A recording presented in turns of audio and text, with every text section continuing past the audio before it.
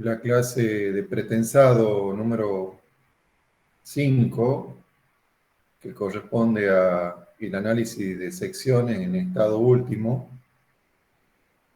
Recuerden que la clase pasada hemos visto las secciones pretensadas en estado de transferencia, cuando se transfiere la fuerza pretensado, y en estado de servicio. Y en esa ocasión sacamos cuáles eran las tensiones en el hormigón que no debían ser superadas por valores fijados por reglamento, y sacamos las tensiones en el acero, lo que nos permitía determinar el área necesaria de acero pretensado. Y ahora lo que vamos a hacer es una verificación, aunque acá dice análisis, pero en realidad es una verificación en estado de rotura.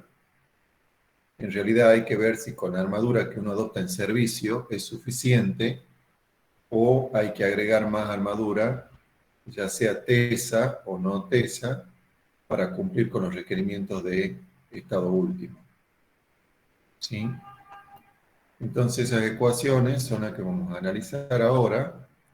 Van a ver que son del mismo tipo de las que ya han visto en hormigón 1, con algunas pequeñas variantes. Bueno, voy a comenzar entonces. Este capítulo, al igual que los anteriores, está en el aula virtual, está subido, así que lo pueden seguir de ahí también. Entonces, en este análisis, el propósito es determinar el momento nominal, o sea, el momento relacionado a la capacidad resistente de la sección, de la estructura pretensada, para después compararlo con el momento que viene dado por las solicitaciones, por las acciones externas y el peso propio. Entonces, el momento característico de la sección, el momento resistente nominal, es el que vamos a determinar ahora. Entonces, para ello vamos a tomar las hipótesis que son usuales en hormigón armado, las vamos a extender a hormigón pretensado, y la primera de ellas es que las secciones permanecen planas antes y después de la deformación, o sea, las secciones planas permanecen planas. O sea que esto implica que la distribución de deformaciones es lineal. No quiere decir que la distribución de tensiones sea lineal, no se confundan. Estamos hablando de deformaciones. Los planos de deformaciones se mantienen. ¿Sí? Bien, la segunda hipótesis es que hay una adherencia perfecta entre hormigón y acero. Es decir, que cualquier cambio en la armadura, cambio de deformación en la armadura, es igual a un cambio de deformación en el acero que lo rodea. O sea que no hay deslizamiento, por ejemplo, entre hormigón y acero. Las deformaciones de ambos son idénticas. El CIRSOC 201, 2002, propone hipótesis adicionales. Esto cambia a veces de un reglamento a otro. En otros países estos valores son distintos. Pero propone que el tomar como límite de rotura del hormigón en compresión el 3 por 1000. O sea, epsilon CU es 0.003. Esa sería la tercera hipótesis. La cuarta es que se desprecia la resistencia a tracción del hormigón, o sea que el punto de tracción cero representa el límite entre la sección fisurada y la no fisurada. O sea, esto también difiere, en algunos otros reglamentos consideran la colaboración a tracción del hormigón, un valor reducido. El CIRSOC 201 propone no considerarla, despreciar esta resistencia a tracción. El quinto punto es que la fuerza total en la zona de hormigón comprimida puede aproximarse según un bloque uniforme de tensiones. Esto también lo habían hecho ustedes en hormigón 1. Entonces, el esquema que se tiene para aplicar estas hipótesis sería el que estoy mostrando a continuación. A la izquierda tenemos una sección rectangular de ancho B y altura H, que tiene dos armaduras, A sub S, la armadura no tesa, a una profundidad D sub S respecto a fibra superior, y una armadura de pretensado que llamamos A sub PS a una profundidad D sub P. Esa sección, cuando se ve sometida a un momento flector, experimenta un diagrama de deformaciones, como el que se muestra en la figura, deformaciones planas, como vemos, que van creciendo hasta llegar a una situación límite en que la deformación del hormigón, la máxima, que llamamos epsilon CU, C por referencia al hormigón y U por referencia a último, en este caso del 3 por 1000, como hemos enunciado en la hipótesis 3, y en la zona inferior tenemos, siguiendo el diagrama plano de deformaciones, tenemos marcada la deformación en correspondencia con la fibra del acero teso, epsilon P, S, U, y la deformación en correspondencia con el acero no teso, epsilon S, U. Asociado a este diagrama de deformaciones, tiene que haber un diagrama de tensiones. Entonces, si vamos a la ecuación constitutiva del hormigón, o sea, la curva sigma epsilon, como esta, que estoy mostrando acá abajo a la derecha, y entramos, por ejemplo, con cada uno de estos valores de deformación, entramos en eje horizontal hasta la curva y sacamos la tensión correspondiente, obtendríamos en una situación límite una curva, como se está mostrando acá, este diagrama de tensiones, curvo, no lineal, para el hormigón, donde el valor máximo de la tensión del hormigón, F'C, observen que no se da en correspondencia con la fibra más deformada o más alejada del eje neutro, sino que se da con otra fibra que se encuentra en una posición por debajo de la fibra más alejada. Y eso está en total correspondencia con el diagrama, con la ecuación constitutiva o diagrama sigma epsilon del hormigón. O sea, este punto de máxima tensión en el hormigón correspondería a el punto marcado acá como máxima tensión, y eso corresponde a una deformación que no es la deformación máxima que puede soportar el hormigón, sino que la máxima está un poco más a la derecha, para lo cual la tensión en el hormigón tiene que ser menor para que se verifique el equilibrio. Porque si yo desde este punto mantengo la tensión constante y quiero incrementar la deformación, no hay equilibrio, se produciría el colapso de la pieza. O sea, para que yo pueda seguir estando en equilibrio, en estas fibras tengo que ir bajando el nivel de tensiones, tengo que bajar el nivel de tensiones si quiero incrementar la deformación. ¿Qué es lo que pasa en esta zona? ¿Sí? O sea que, repito, a partir del diagrama de deformaciones planas, me voy al diagrama de tensiones o a la ecuación constitutiva o diagrama que relaciona tensiones con deformaciones, y entrando con abscisas saco las ordenadas y construiría este diagrama que se muestra acá en el medio, que estoy marcando. Mientras que para los aceros tendría que ir a también su diagrama de tensiones y entrar con las deformaciones correspondientes y sacar las tensiones. ¿Sí? Entonces acá se esquematiza que la tensión o la fuerza, mejor dicho, en el área, en la armadura tesa, sería el producto de su área por su tensión, que llamamos FPS, y en el acero no teso, lo mismo.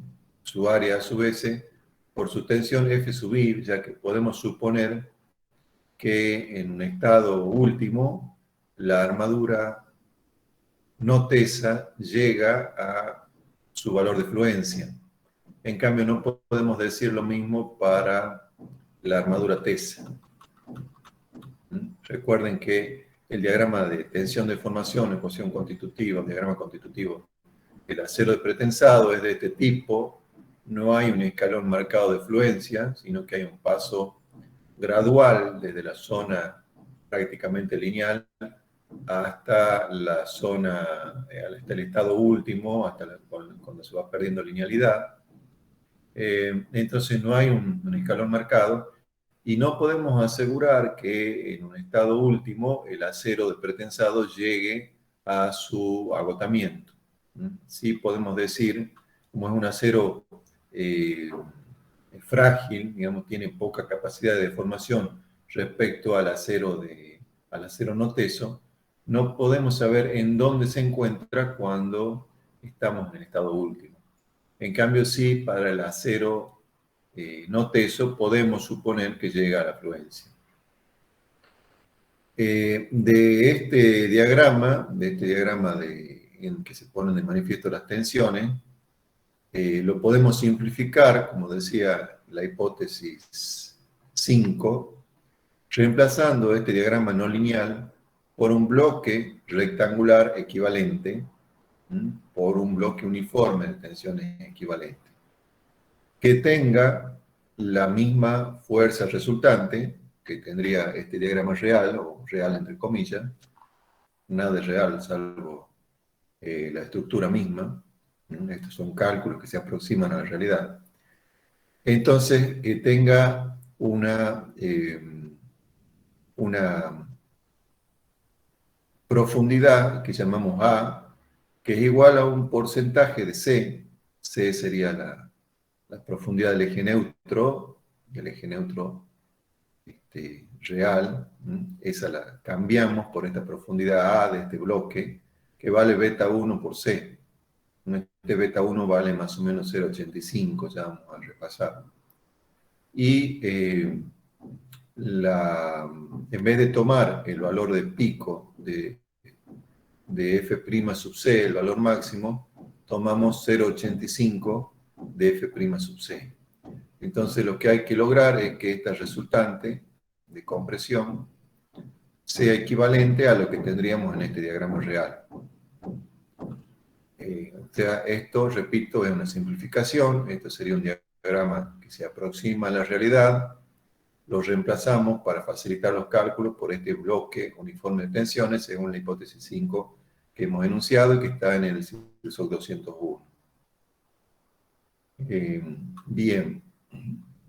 Entonces, la profundidad del bloque vale beta 1 por C, y ese beta 1, según lo recomendado por el reglamento, se puede tomar 0,85 para F'C, o sea, resistencia característica del hormigón, menor o igual a 30 megapascales, o esta ecuación, que es 0,85 menos una fracción de F' sub C, cuando el hormigón tiene una resistencia característica superior a los 30 megapascales. Bien, hasta aquí está claro. Esto se acuerdan haberlo visto en hormigón 1, estos diagramas, estas hipótesis. ¿Se Sí, acuerdan haberlo visto en hormigón 1, me imagino? sí, ingeniero. Sí, ingeniero. Bien, perfecto. Entonces, como también han visto en hormigón 1, el planteo fundamental de estos cálculos es que la resistencia requerida de diseño sea menor o igual que la resistencia nominal de diseño. O sea, la requerida es la que está dada por las solicitaciones que tenemos en la pieza, sea menor o igual que la resistencia que está dada por las características geométricas y mecánicas de la pieza, que es la resistencia nominal. Y ahí aparece un coeficiente phi de minoración de resistencia que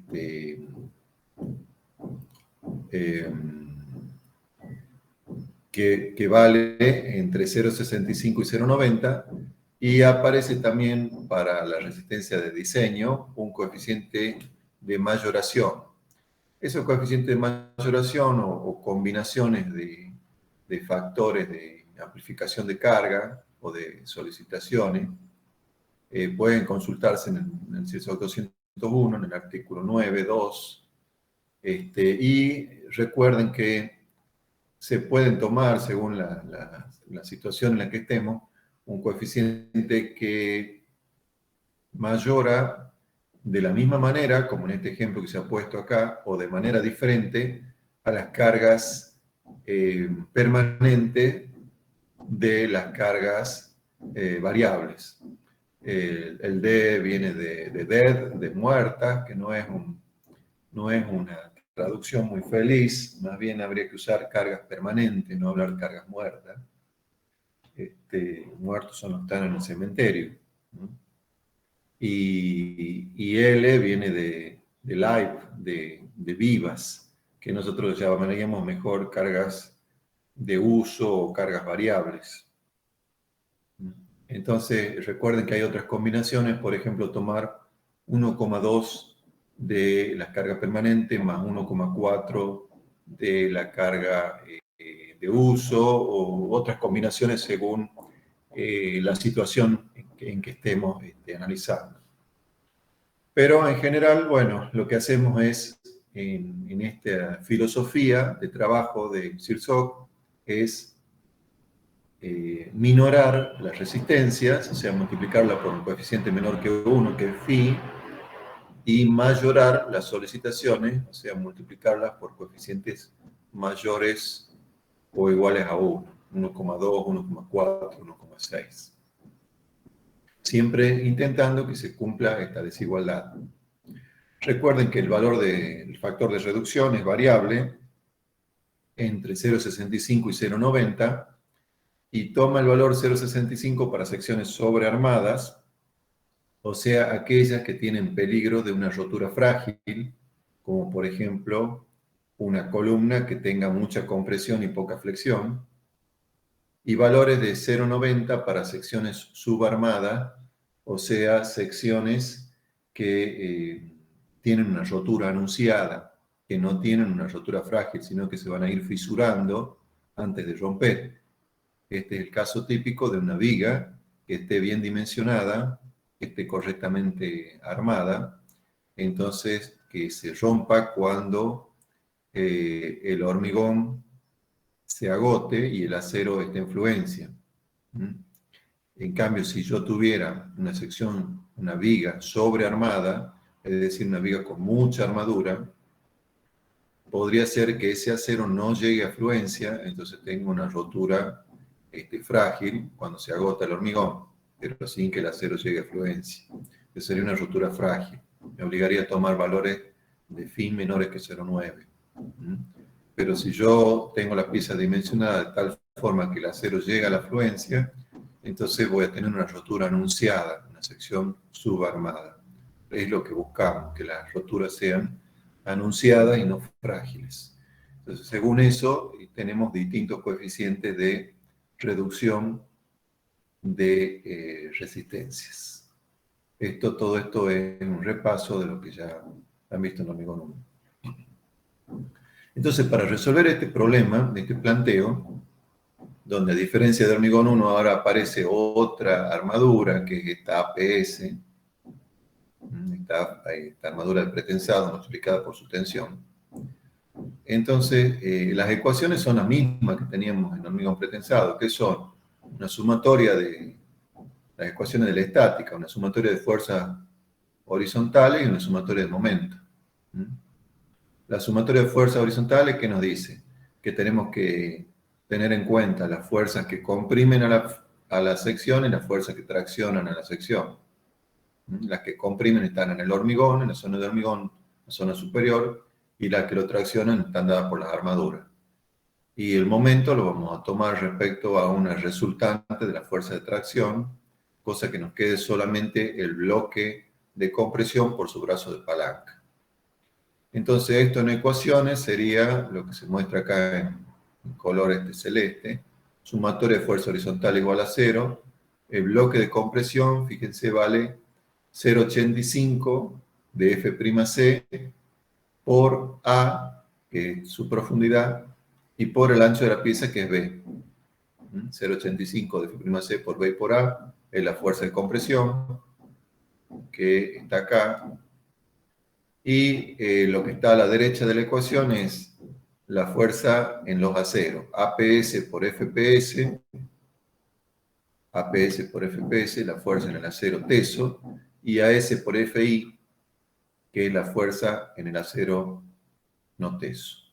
Y eso es la ecuación 1, sumatoria de fuerza horizontal. Para los momentos, la misma resultante del hormigón, 0,85 F'Cb por A, que es el bloque de compresión, por su brazo de palanca. El brazo de palanca, fíjense, es D, que es la distancia, la fibra superior, menos la mitad de esta altura. O sea, D menos A sobre 2, me queda el brazo de palanca entre la resultante de compresión y la resultante de tracción, que es lo que está escrito en esta ecuación. 0,85 de F'C por B por A, el bloque de compresión, D menos A sobre 2, su brazo de palanca. Y eso es la ecuación 2. Fíjense que yo ahí puse el valor D, resultante de tracciones, de fuerzas de tracción. No he planteado exactamente dónde está, pero sé que está en un punto intermedio entre D sub P y D sub S. Puedo tomar un valor medio o lo puedo calcular con más precisión, que sería aplicar una ecuación de este tipo. El valor de D va a ser la relación entre APS por FPS, que es la fuerza en el pretensado, por D sub P, su brazo de palanca, respecto a fibra superior, más la fuerza en el acero teso, A sub S por F sub I, por su brazo de palanca, que es D sub S, ¿sí? Dividido en la fuerza total, APS por FPS más A sub I por F sub I. ¿De dónde sale esto? Esto sale del teorema de Varignon, que dice que el momento con respecto a un punto dado O de la resultante de varias fuerzas concurrentes es igual a la suma de los momentos de las fuerzas con respecto al mismo punto O. O sea, en otras palabras, si yo el denominador lo multiplico ambos miembros, mejor dicho, por el denominador, un miembro de la ecuación, me quedaría a la izquierda de la ecuación el momento o el producto de la fuerza total por el brazo de palanca total, y a la derecha el producto de las fuerzas parciales por los brazos de palanca parciales. De ahí despejo D y me queda esta ecuación. ¿Sí? Bien. Entonces, hasta ahí tenemos tres ecuaciones. La de fuerzas horizontales, la de momento, y tenemos esta relación para determinar D. Pero en estas tres ecuaciones encontramos cuatro incógnitas, porque las incógnitas son A, que es la profundidad del bloque, recuerden, A, no la conocemos. Tampoco conocemos la tensión en la que está trabajando la armadura no tesa, la armadura tesa, perdón, FPS. FPS, la tensión en la armadura tesa, no la conocemos. Sí podemos suponer, como decía, que la armadura no tesa está en fluencia, pero la armadura tesa no sabemos en dónde estamos ubicados. Y otra incógnita es D, que lo podríamos conocer, pero como no conocemos FPS, es otra incógnita. Y el momento nominal, M sub n, que es el que puede soportar las secciones, que es lo que queremos averiguar. O sea que tenemos estas cuatro incógnitas que están acá marcadas en amarillo, y tenemos tres ecuaciones, que son estas 1, 2 y 3 que están marcadas aquí. Entonces, bueno, ya comentaba que si hay armadura no tesa, podemos suponer que está en fluencia. En cambio, no conocemos cuánto es la tensión del acero teso F sub PS. Bien, entonces, como ven, esto se ha complicado un poquitito respecto a lo que eran las ecuaciones en hormigón armado, ya que acá aparecen más incógnitas. Bien, el diagrama de tensión de formación del acero de pretensado, recordemos que era este, como comentaba, que no tenía un escalón definido de fluencia. Eh,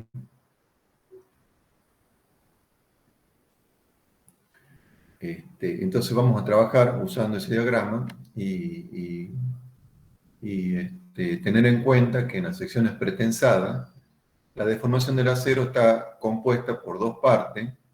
Una parte que es cuando nosotros le damos tensión al acero inicialmente, que es lo que hemos visto en la clase pasada, y sacamos, después de producidas las pérdidas, nos queda una tensión efectiva de pretensado asociada a una deformación efectiva, ¿sí?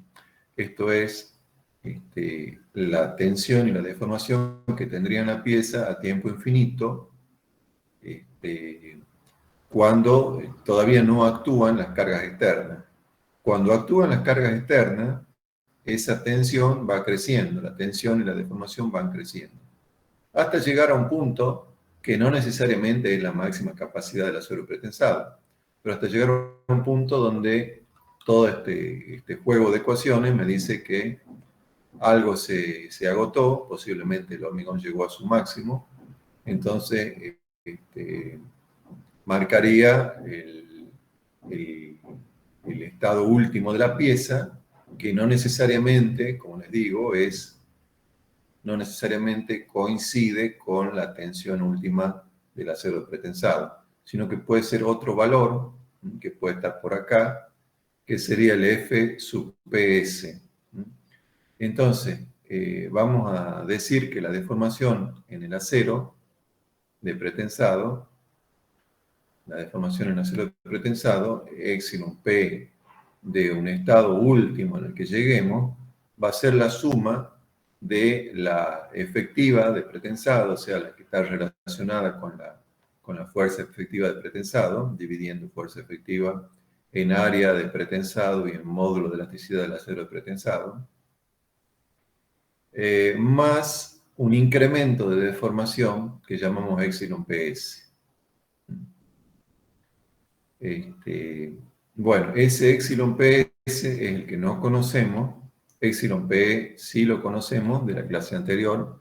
Está relacionado a las situaciones, al análisis de situaciones de transferencia y servicio, pero no conocemos cuánto vale epsilon PS. Recuerden, en la clase anterior hemos determinado la fuerza efectiva de pretensado y con ello se puede obtener la deformación efectiva de pretensado. Veamos qué hacemos con epsilon PS. Y acá se plantean dos procedimientos. Una solución general, aplicando compatibilidad y equilibrio mediante iteración. Si la sección no es pretensada, o sea, volvamos a hormigón 1, puede asumirse que el acero está en fluencia, el acero no teso está en fluencia, y es posible plantear una ecuación cuadrática que resuelve el problema. En secciones pretensadas, en cambio, veamos qué pasa, ¿qué se conoce? Suele ser conocido la sección del acero pretensado, APS. En este caso también era la que hemos determinado en la clase pasada, ya que en el camino más frecuente de cálculo, que es el que hemos seguido, consiste en despejar la fuerza de pretensado para verificar las condiciones tensionales para un tiempo inicial, tiempo T0, tiempo de transferencia, y para un tiempo infinito, que está asociado a las situaciones transferencia y servicio. ¿Sí? T infinito asociado a servicio, T0 asociado a transferencia. Entonces, esa sección o área de acero teso, generalmente la conocemos. Si conocemos esa sección y también conocemos la fuerza de pretensado asociada a esa situación, se elige un sistema de pretensado y la armadura APS se obtiene a partir de tensiones admisibles de tesado en el acero. Eso es, como les digo, repito, lo de la clase pasada. Eso es conocido, el área de acero pretensado. Y también conocemos el diagrama de tensión de formación del acero, que nos dará el fabricante y será algo del tipo de esto. Eso es conocido. En caso de elementos con cables adherentes, cuando hay ya sea pretesado o postesado con adherencia posterior, se puede realizar un cálculo iterativo que es el que mencionamos ahora, que es la solución general, compatibilidad y equilibrio mediante iteraciones, que consiste en lo siguiente. Primero yo les dije que no conocíamos este epsilon PS. Sí conocemos epsilon PE, pero no epsilon PS, que es el incremento asociado a la aparición de cargas de servicio, por ejemplo. Yo estoy ubicado acá con el puente descargado y aparecen las cargas y me lleva la tensión del acero a este valor superior. Entonces, de esto de entrada no lo conozco. ¿Qué voy a hacer? Lo voy a suponer. Voy a suponer porque voy a iniciar unas iteraciones. Entonces, adopto epsilon PS, le sumo el epsilon PS adoptado, el epsilon PE que ya conocía, y obtengo ese epsilon PU, que he mencionado acá en esta ecuación. Me voy al diagrama tensión de formación y con el valor de epsilon P más epsilon PS que he adoptado, subo por acá hasta la curva y saco la tensión FPS. Hasta ahora es ficticia porque está relacionada a un epsilon PS que yo he adoptado. Vamos a ver qué hacemos después. Entonces, con esa tensión FPS ya puedo volver a plantear las ecuaciones de compatibilidad de deformaciones. Puedo volver al esquema que tenían planteado y, por ejemplo, hacer acá una relación de triángulo, decir que este 3 por 1000 es AC, que es la profundidad del bloque de deformación, de la misma forma que epsilon PS, que está por acá, es a D sub P, la profundidad asociada al pretensado, menos C. O sea que, repito, esto, el cateto de este triángulo es a su profundidad, que es C, de la misma forma que epsilon PS, que es esto que estoy marcando acá, la deformación en el acero despretensado, es a este cateto. Y ese cateto, ¿cuánto vale? Vale D sub P menos este segmento, que es C. Entonces, de esa ecuación puedo despejar D sub P sobre C menos 1, trabajarlo esto y obtener el valor de C. C me queda, fíjense, en función de D sub P, que lo conozco, que es un valor geométrico, y de epsilon PS, que he adoptado. Ahora, una vez que conozco C, si lo multiplico por el beta 1, que lo conozco, o lo puedo suponer si no lo conociera, ya que este valor siempre es mayor que 0,65, este beta responde a esta ecuación y vale entre 0,65 y 0,85.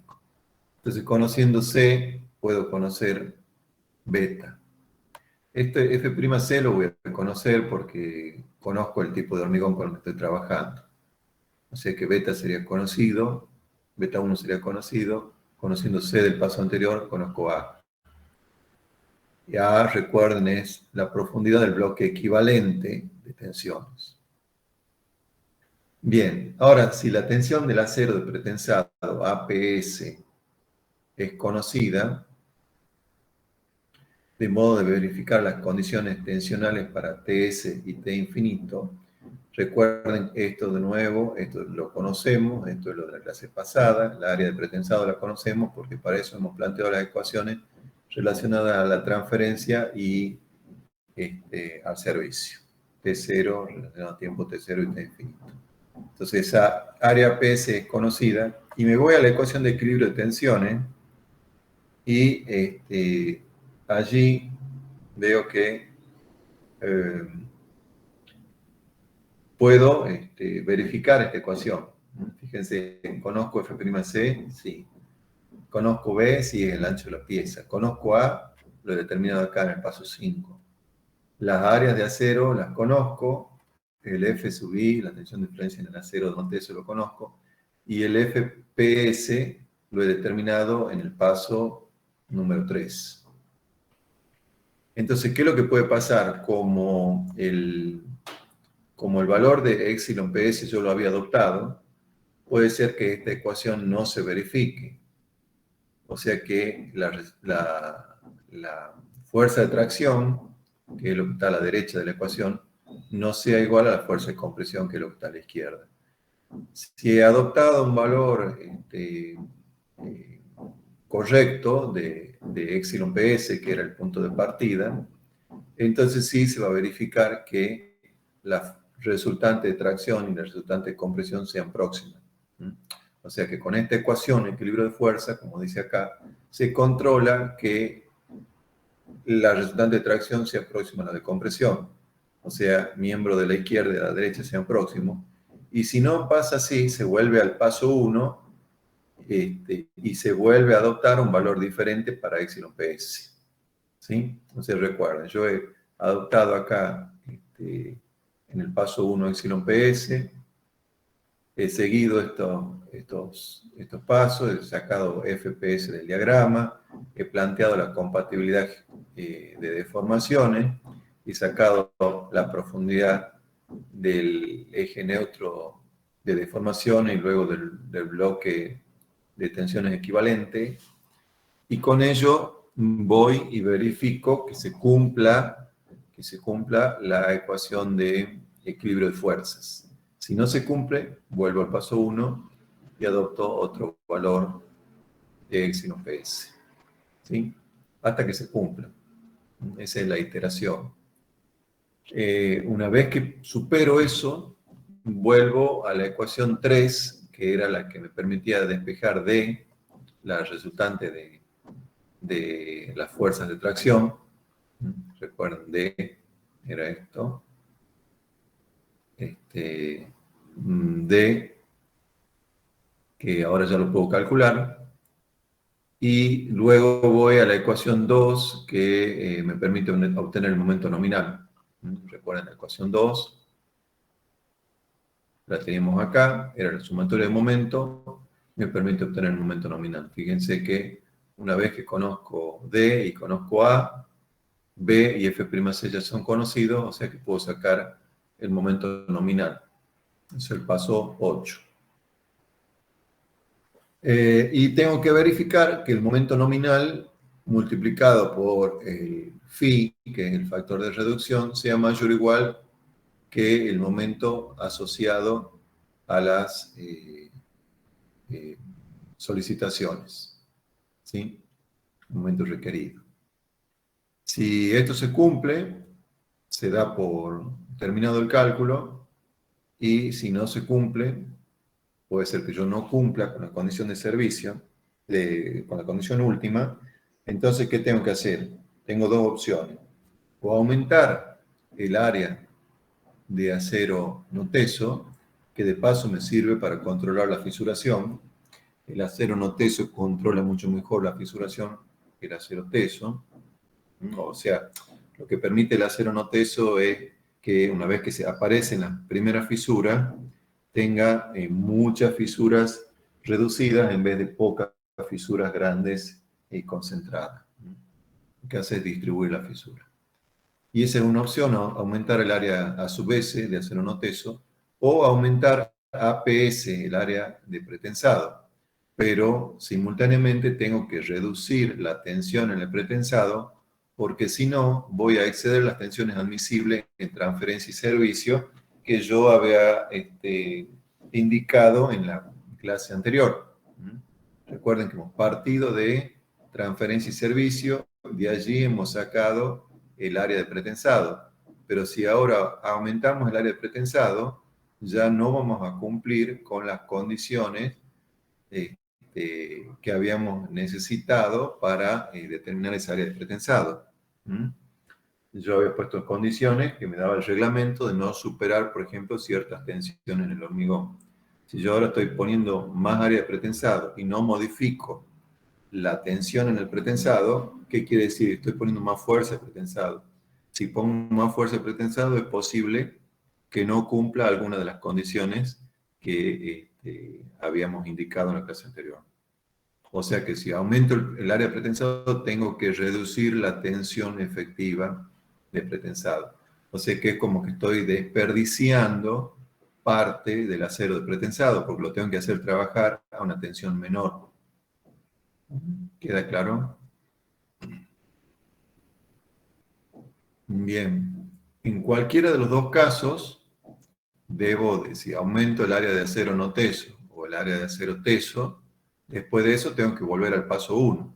Ya tengo que volver acá a de nuevo iniciar el procedimiento para ver si se produce el equilibrio y si no, hacer las iteraciones correspondientes, luego continuar y ver si cumplo con la condición 9, que el MU sea menor o igual que phi por el MN. ¿Mm?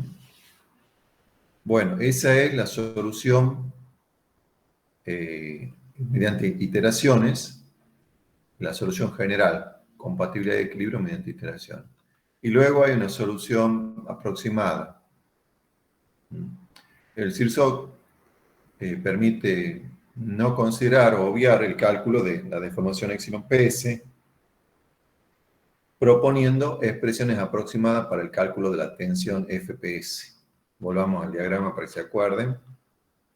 Permite no determinar este epsilon PS, que lo hemos hecho mediante iteración anteriormente, y sacar un valor aproximado de FPS, la tensión. Bien, si se considera como un dato a la tensión del acero, pueden aplicarse las expresiones de cálculo directo. Estas expresiones aproximadas solo se aplican cuando la tensión del pretensado efectiva es mayor o igual que el 50% de la tensión última del acero de pretensado, FPU, lo cual generalmente sí se cumple. Acá hay una primera parte que es para cables adherentes. Directamente el CIRSOC me da una expresión para FPS, se recuerden que FPS no lo conocemos, me da una expresión directamente, siempre que estemos con la fuerza de pretensado, la tensión del pretensado mayor del 50% de la última. Cable adherente, tenemos esta expresión general, incluye la presencia de armaduras pasivas, traccionadas y comprimidas, por lo que está sujeta a algunas restricciones. Veamos qué dice esta expresión. Dice que la tensión en el acero de pretensado, FPS, es función de FPU, que es la de rotura especificada para acero de pretensado en tracción, esa la conozco. Aparece gamma sub P, que es un factor que tiene en cuenta la forma del diagrama de tensión de formación de los aceros, si son de relajación normal, baja relajación, etc. Y eso está caracterizado por el cociente entre la tensión de fluencia del pretensado y la tensión última del pretensado.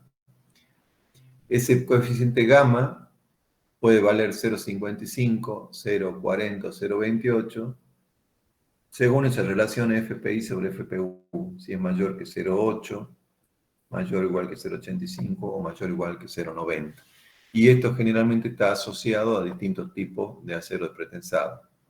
El primer caso, barras conformadas de pretensado. El segundo, barras, alambre y cordones de relajación normal. Y el último, alambres y cordones de baja relajación. O sea, fíjense, cuando tenemos el último caso, alambres y cordones de baja relajación, que es lo que vamos a buscar siempre, el valor de la tensión FPI, que sería una tensión convencional del acero de pretensado, es próximo al FPU, que es la tensión última en el acero de pretensado. Bien, entonces en función de eso sacamos ese coeficiente gamma. Volvamos a la ecuación 4A. Aparece beta 1, que lo conocemos, que la profundidad es el factor que relaciona la profundidad del eje neutro con la profundidad del bloque rectangular de tensiones, utilizado en los cálculos para resistencia a flexión. Ya lo hemos visto antes. Aparece también Rho sub P. Rho sub P es una cuantía geométrica de armadura tesa. O sea, la relación entre el área de armadura tesa y, perdón, no es una cuantía geométrica, es una cuantía simplemente de armadura tesa. APS sobre B por DP, a ver, sí, es una cuantía geométrica, perdón. Es el área de pretensado, APS, dividido en B, que es el ancho, por D sub P. Sería el área de hormigón por encima de la ubicación del acero pretensado. B por D sub P. Entonces, si yo divido el área de acero, divido en esa área de hormigón, me da una cuantía geométrica que llamamos Rho sub P. Después aparece también omega y omega prima. Omega es la cuantía mecánica de la armadura traccionada no tesa. Fíjense, la cuantía geométrica de la armadura traccionada no tesa sería A sub S dividido en B por D sub S. A sub S, el área de acero no teso, dividido en B, que es el ancho, por D sub S, la altura por encima de la armadura que estamos considerando. Si a eso lo multiplico por la tensión F sub I y por la tensión F' sub C, a la primera multiplico el área de acero no teso por la tensión de fluencia que obtengo, una fuerza. Área por tensión me da la fuerza en el acero no teso. En el denominador tengo V por D sub S, que es un área de hormigón. Si lo multiplico por F' sub C, que es la tensión característica a compresión del hormigón, obtengo una fuerza en el hormigón. Por eso esta relación entre dos fuerzas le llamamos cuantía mecánica, en este caso de la armadura traccionada no tesa. En cambio, esta relación entre dos áreas le llamamos cuantía geométrica. Sería cuantía geométrica del pretensado, cuantía mecánica de la armadura no tesa y equivalente cuantía mecánica de la armadura tesa. Perdón, de la armadura no tesa comprimida sería esto. Y esto que está acá en rojo, cuantía mecánica de la armadura traccionada tesa. Simplemente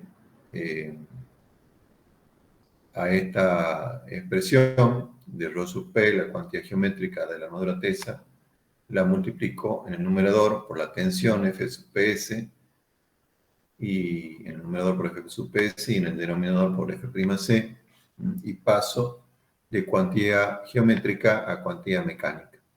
¿Sí? Entonces esas formas de calcular las cuantías geométricas y mecánicas que aparecen en esta expresión 4A. Entonces de allí puedo obtener el valor de FPS según el reglamento y parte de la base que la armadura de compresión se encuentra en fluencia. Por eso estoy usando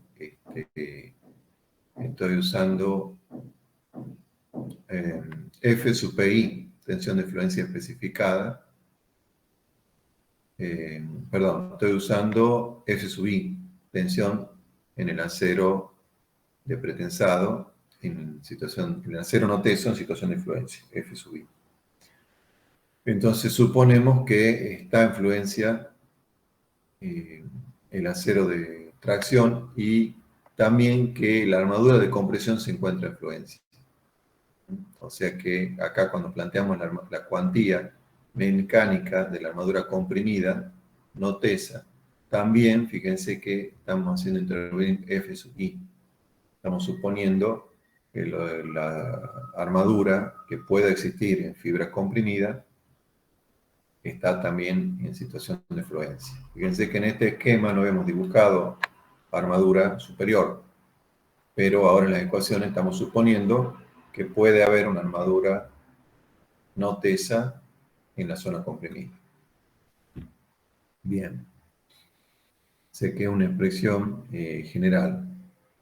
Si esto no ocurre, o sea, si la armadura de compresión no ha llegado a fluencia, estos resultados quedarían del lado inseguro, dado que se estaría sobrevalorando el valor de la tensión en las armaduras del pretensado. Si volvemos a las ecuaciones y hacemos el análisis de estas ecuaciones, veríamos que si omega prima, que es la cuantía mecánica de armadura comprimida no tesa,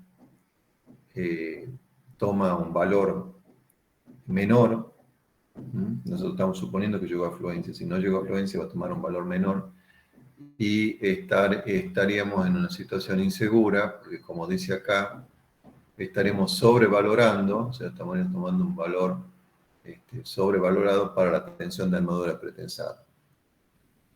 Por eso, aun cuando exista una armadura comprimida, debe tomarse la siguiente precaución.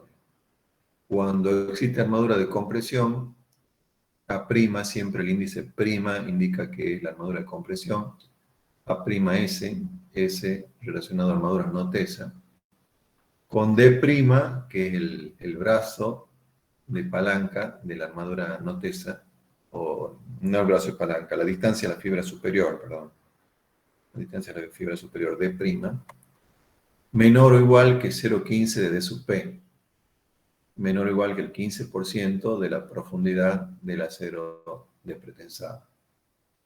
Entonces, cuando existe armadura de compresión, la prima sub S que cumple esa condición, me ponen una condición límite para el paréntesis. Este paréntesis que está encerrado entre corchete aquí, me dice que eso tiene que ser mayor o igual que 0,17. Y si D' es mayor que 0,15 de D sub P, o sea que D' mayor de 0,15 quiere decir que estoy ingresando en la pieza con una armadura no tesa que se está acercando al eje neutro.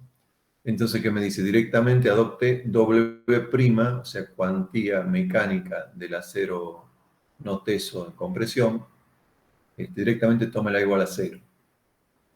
O sea, la armadura de compresión está muy alejada de la fibra más comprimida y por lo tanto no estará en fluencia por compresión. ¿Sí? Entonces, son condiciones adicionales que me pone el reglamento que tengo que cumplir. Eso es cuando tengo los cables adherentes. ¿Sí? Hasta aquí, ¿quieren hacer alguna pregunta? Una pausa o algo. Eso para cables no adherentes.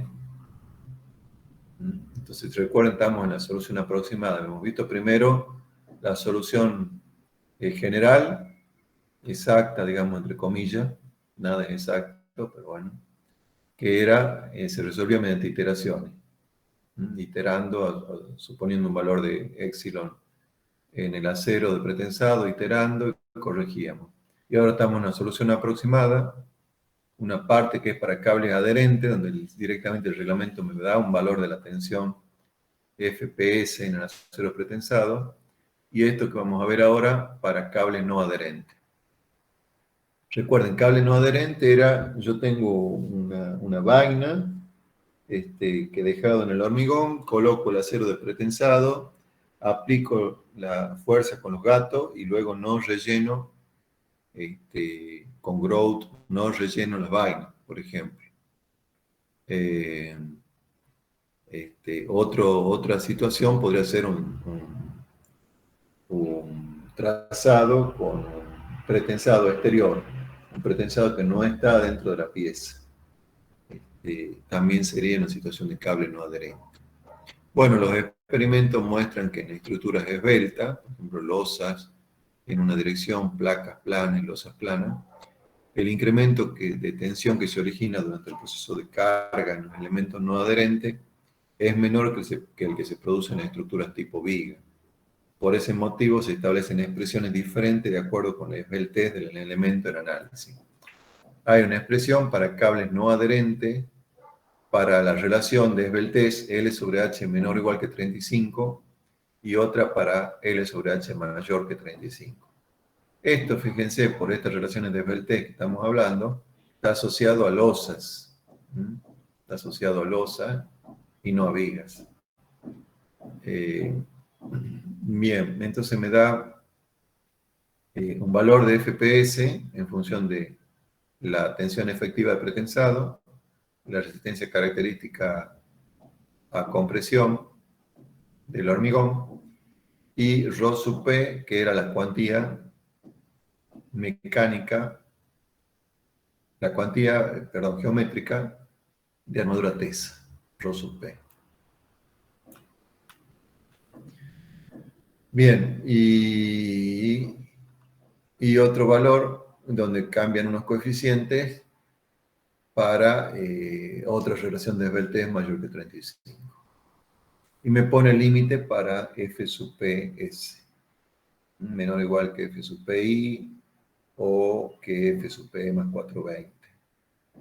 Bueno, entonces, una vez que conozco F sub PS, con alguna de estas dos expresiones,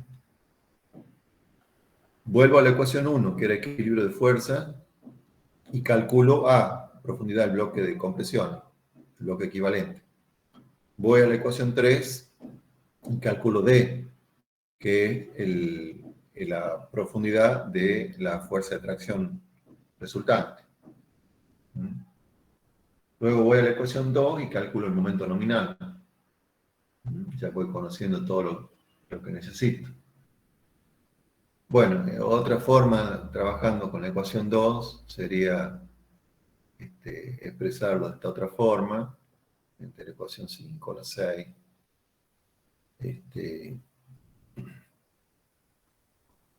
Que acá lo que se ha hecho es, fíjense, el paréntesis es el mismo, d menos a sobre 2, y acá se ha reemplazado 0,85 de b' por a, que era la ecuación 1, se lo ha reemplazado por la parte derecha de la ecuación, APS por FPS más AS por FI. Y luego lo que se ha hecho es distribuir este primer paréntesis, se lo ha distribuido con el segundo. Bien, son las ecuaciones 5 y 6. Entonces, ¿qué pasa en una sección T, por ejemplo? En una sección T se pueden dar dos casos, como ya han visto también en hormigón armado, que el eje neutro caiga en el ala o caiga en el alma, una figura de la izquierda o de la derecha.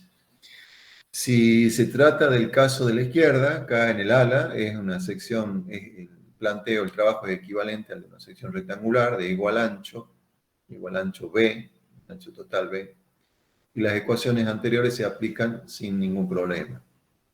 Este comportamiento se logra en casi todos los casos cuando la cuantía es baja, cuando tengo secciones correctamente armadas, subarmadas con cuantía baja.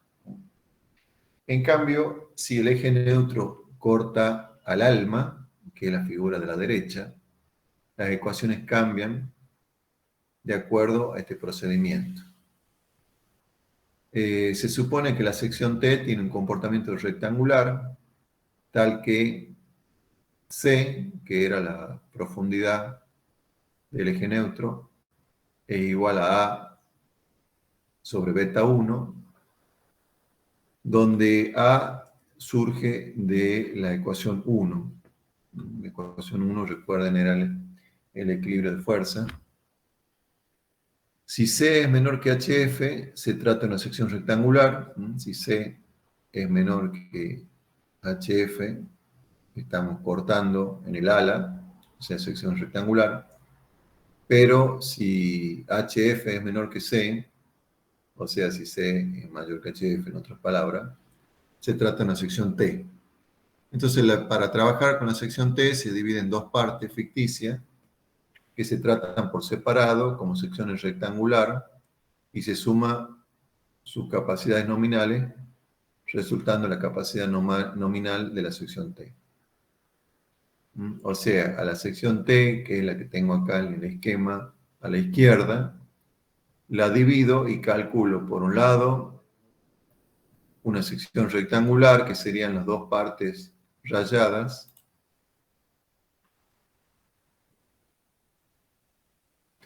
los dos sectores de ala, que no incluyen el alma, y eso tienen un ancho B menos BW, ancho total menos ancho del alma. En ese caso, la resultante de compresión de este bloque se llamará CN del ala y está ubicada con un brazo de palanca respecto a la resultante de tracción, un brazo de palanca que vale D menos la mitad de esta altura, o sea, D menos HF sobre 2. Por otro lado, tengo el bloque que está encerrado acá en el alma, que tiene una profundidad C y un ancho BW, C y BW, y ese bloque tiene asociado unas tensiones, un bloque equivalente de tensiones, de forma que la resultante de esas tensiones le llamamos C sub n del alma y está ubicado a una profundidad respecto a la resultante de tracción que vale D menos la mitad de la altura A, D menos A sobre 2. Bien, entonces la fuerza de compresión en el hormigón vale en el ala, este C sub n del ala, vale 0,85 de F'C, 0,85 de F'C, por el ancho, que es B menos BW, y por la altura, que es HF. O sea, tensión, 0,85 de F'C, por área. El área es el área rayada. El área rayada vale B menos BW por HF. Y ahora vayamos al alma.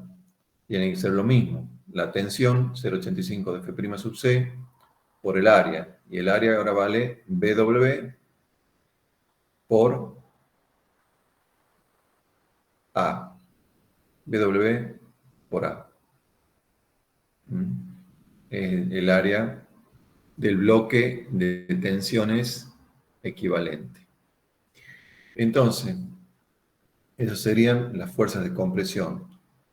Y si planteamos la sumatoria de fuerzas horizontales o equilibrio de fuerza, la tracción, la fuerza en el acero teso, producto del área, APS, por su tensión FPS, más la fuerza en el acero no teso, A sub S, producto de su área A sub S, por su tensión F sub Y, F influencia, es igual a una fuerza de tracción asociada al ala más una fuerza de tracción asociada al alma, si se quiere.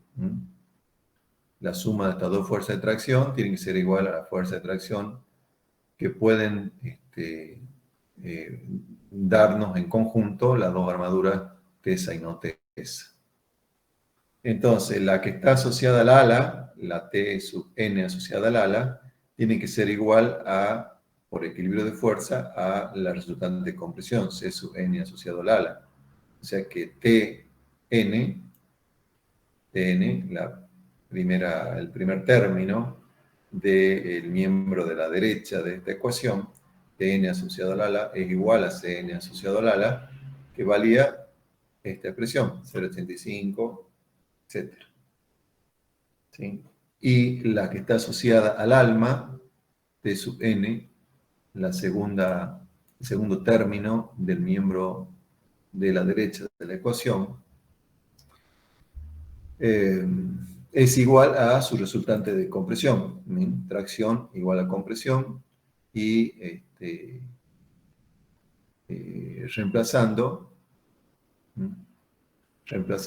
nos queda esta ecuación. APS por FPS más A sub S por FI menos T sub N asociado al ala. O sea, he despejado T sub N asociado al alma de esta ecuación. Y ahora puedo plantear sumatoria de momentos, igual que antes, de donde del equilibrio de fuerza, Tn asociado al alma igual a Cn asociado al alma, puedo finalmente sacar el valor de A.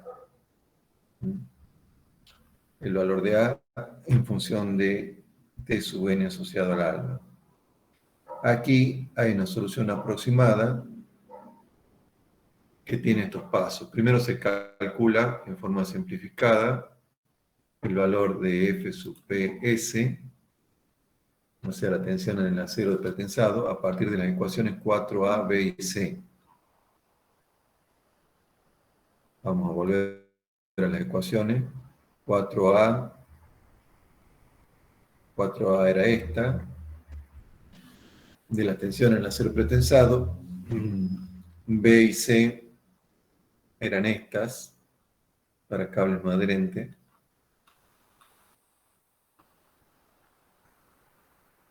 Entonces, a partir de esas ecuaciones, según se trate de cable con o sin adherencia, se calcula F sub PS, y con F sub PS se calcula, de la ecuación 1 se calcula A, profundidad del bloque equivalente de tensión, y luego C, profundidad del eje neutro.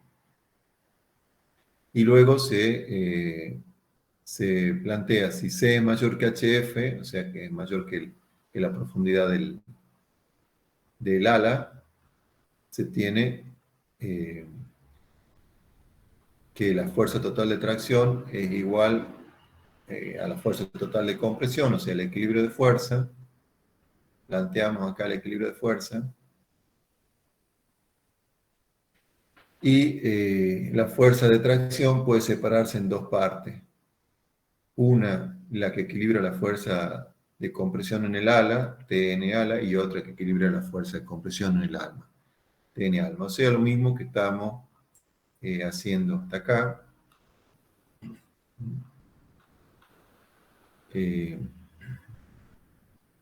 Planteamos las ecuaciones.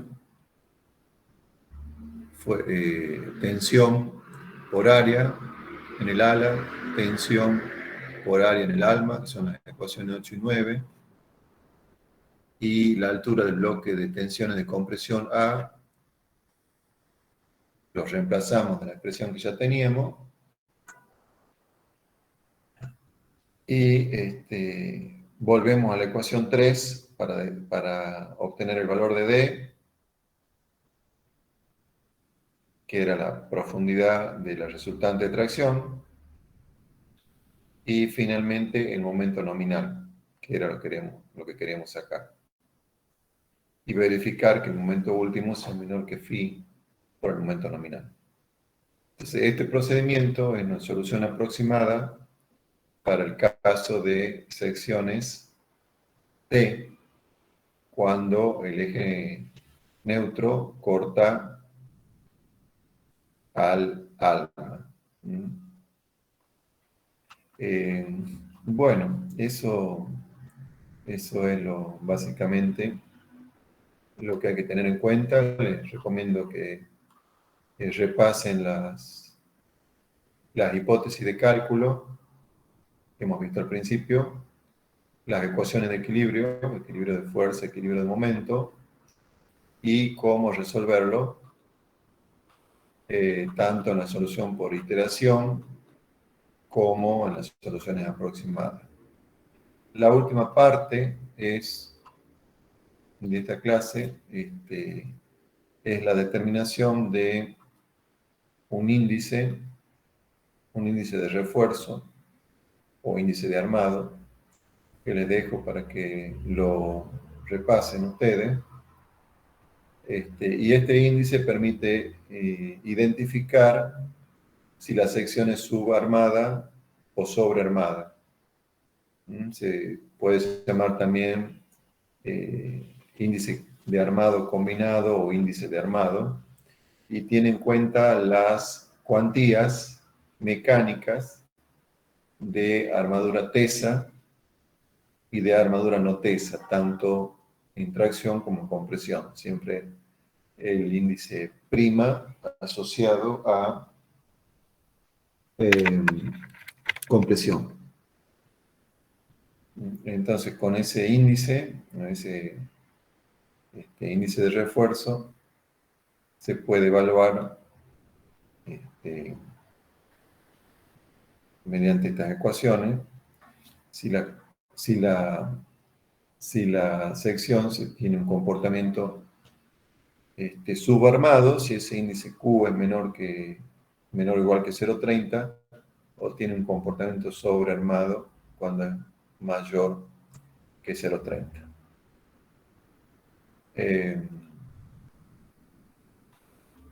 Finalmente, en el último título hay la determinación de una cuantía límite de flexión Q mínimo relacionada a los conceptos anteriores, y es el límite de armado de los elementos solicitados a flexión.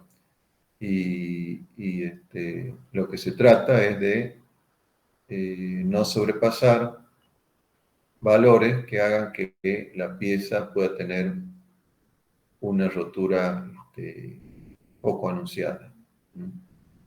Entonces esta parte les dejo para que la vean ustedes.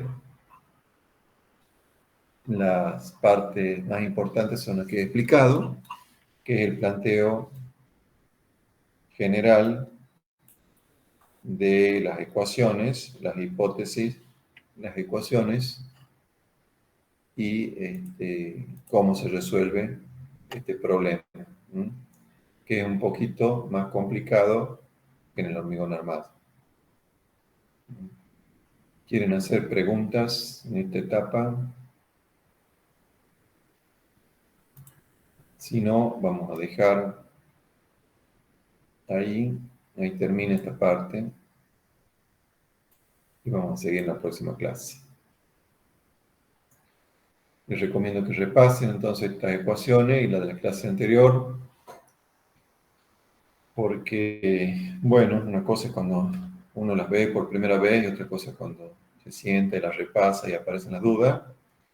Y si tienen consultas, las pueden realizar en la clase que viene, al final, o me pueden enviar un mail y arreglamos un horario para consultas. ¿Sí? Entonces, Muy bien, ingeniero. Bueno, entonces me mandan un mail, ya saben el mail, que perez@herrera.unt.edu.ar, y arreglamos un horario de consulta. Bueno, hasta aquí llegamos. Que tengan un buen fin de semana. Bueno, gracias, ingeniero.